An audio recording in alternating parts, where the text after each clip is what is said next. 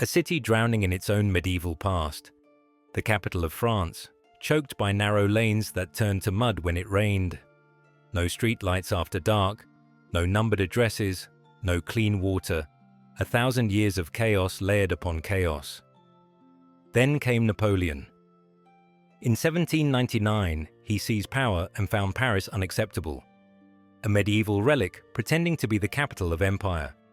He would transform it entirely through stone, iron, and imperial will. Welcome to Paris in 1805, the year of Austerlitz, a tour based on architectural plans and imperial paintings. Along the northern edge of the Tuileries Palace, a revolution in stone begins. The Rue de Rivoli, ordered by Napoleon in 1802, named for his Italian victory, designed by architects Percier and Fontaine endless. Arcades marching in perfect rhythm. Every facade identical, every proportion calculated, classical columns repeating into infinity. This is order imposed on disorder, imperial will made permanent in limestone, the old crooked lanes demolished without sentiment, houses that stood for generations crushed to make way for symmetry. Workers haul limestone in carts that now bear street numbers, odd on one side, even on the other. Napoleon's new addressing system beginning at the Seine. A simple reform bringing order to chaos, making every building findable for the first time in Paris history. Napoleon intends this street to extend across the entire city, though only portions will complete during his rule. Across the Seine, a bridge unlike any Paris has seen. The Pont des Arts opens in 1804, France's first iron bridge. A pedestrian crossing connecting the Louvre to the left bank 9 iron arches, supporting a promenade, where Parisians stroll above the water, technology serving enlightenment, iron replacing stone.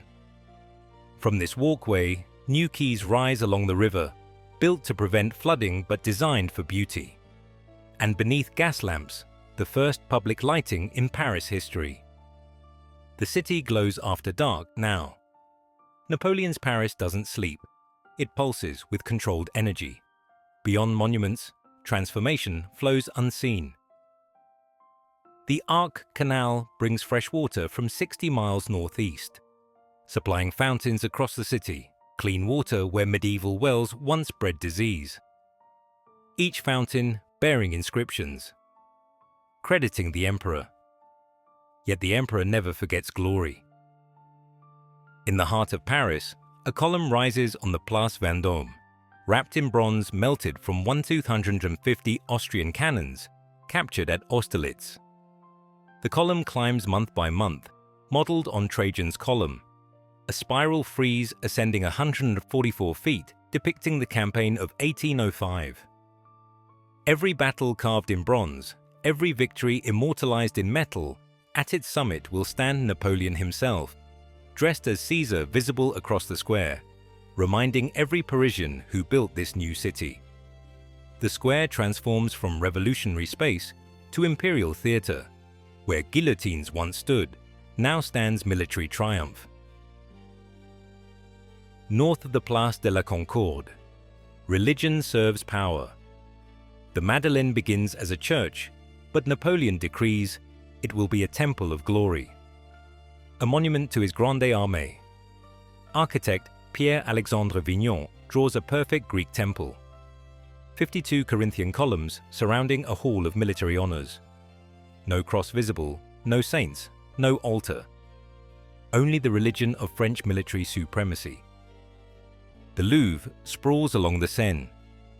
Ancient palace of French kings, now transformed, Napoleon orders its completion. But more than architecture, he transforms its purpose. The palace becomes the Musée Napoléon, opened to the public in 1803, filled with plunder from conquered Europe.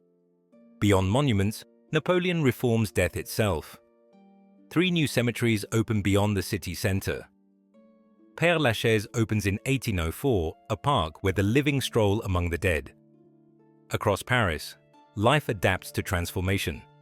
Citizens navigate a city half medieval, half-modern walking numbered streets, crossing iron bridges, drinking from fountains while monuments rise. He will fall from power within a decade, never seeing most of his projects completed, but Paris will finish what he started. I hope you enjoyed this tour of Paris at the height of Napoleonic transformation. Thank you for watching, and please subscribe for future videos.